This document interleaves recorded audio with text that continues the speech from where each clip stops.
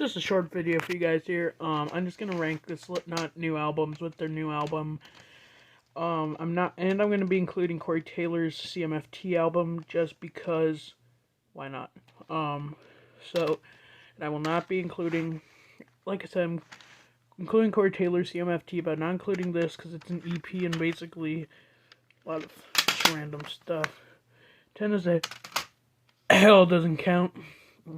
Neither does Live.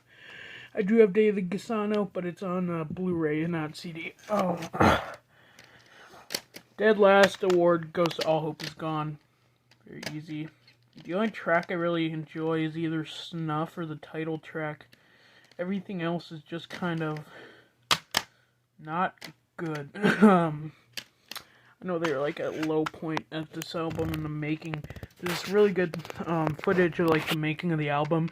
And they're all in like just separate rooms and it's all quiet and they're just playing their stuff. If I remember to, I'll link it in the description. Then second worst, and so far. I saw somebody put this on their ranking at like third place. I want to say it was Every Song Ever. I'll also link that. Good video, but I just disagree with that ranking. This one deserved to be a lot lower. As you'll see, I prefer heavier Slipknot later on. Favorite tracks are Hive Mind because that's the heaviest one. Yen is really growing on me, but I haven't brought myself to love it yet. And and Dying Song. Chapel Town's pretty good too. Next up, CMFT. Again, doesn't really count in the Slipknot ranking, but if I just did it because it would just be interesting. There's Corey's sloppy autograph. Good album all around. I don't have any problems with it. It's just I couldn't bring myself to rank it any higher than better Slipknot content. Next up, MFKR. This album is actually pretty good for what it is. A lot of people hate it, but I appreciate it. Not because of whether or not it was just... A lot of people put this dead last just because it wasn't really true Slipknot. But I love the heavy bass. I love the bass in this album. And I actually prefer only one in this one than the self-titled. Same thing with Gently. I really like that one better than the one on Iowa. Next up is Volume 3, a very controversial pick. A lot of people put this at number 1. This would be a lot higher. This might even be second place. But I just hate the way Corey Taylor sounds on this album. He had to change his scream from Iowa, and I hate it. I absolutely hate it. And you can definitely tell that the scream had to be changed. Like, I don't even listen to most of these. I listen to Prelude, Blister, then I skip through Duality because I hate the recording. I have to go listen to a live version on YouTube or whatever. I don't listen to Offbeat People's Circle. Welcome. Vermilion's good. Pulse of Maggots is good. Before I Forget is good, and that's it. When doing my marathon, I listened to the entirety of this, and I was just kind of... I didn't like it. It was worse than All Hope Is Gone, just because of Corey's voice.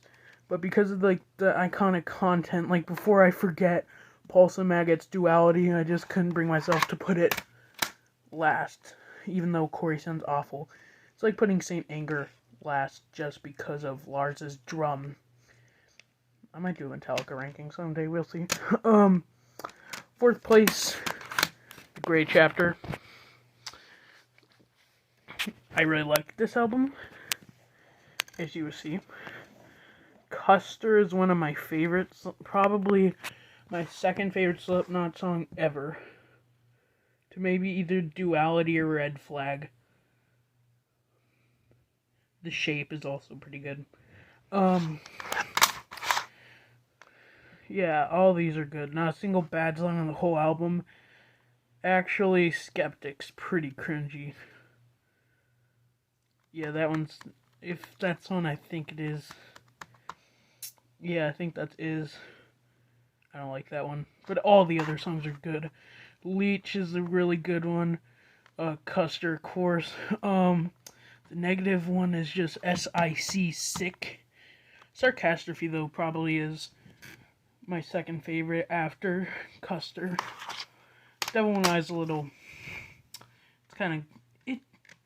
It gets old, and then it gets good again, and then old. It kind of just flip-flops between being repetitive and being good.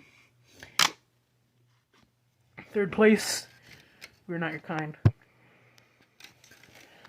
Some days this is number 2, and some days the next one's number 3, but those are the only ones in this whole ranking that, like, flip-flop.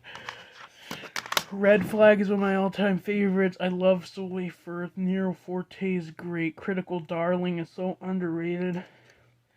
There's not a single bad song on this whole album. Not a single bad one. I mean, Spiders is... I don't enjoy Spiders, but it's not bad. I'm kind of glad Craig gets to shine, because Craig is my favorite member of the entire band. So, a little trivia. But We're Not Your Kind is a great album. Number 2, self-titled. Fun fact, that's Branyard. I don't remember what his first name is. Just slipknot in my mind right now. I want to say Josh, but don't quote me on that. No Life, of course, is probably my favorite. Surfacing, Spit It Out, Wait and Bleed, Sick. 7, 4, 2, 6, 1, 7, 0, 0, 0, 2, 7. It's a good one. Me Inside, Liberate. The only track I don't enjoy is either... It's probably Deluded. Then there's, Then if you wait like 10 minutes after Scissors, it'll just cut to them like talking to each other. And then it'll go to Eeyore, which is a really good hidden track. That impression was awful. Number 1 is Iowa. There was never any other number 1. The Shape, Left Behind, My Plague, Disaster Piece, I Am Hated, Skin Ticket, New Abortion, Heretic Anthem, Everything Ends. Every single track on this is amazing. This is what I do my homework to. It helps me relax. And believe me, geometry is not fun, but it is bearable with this album. That's about it, bye.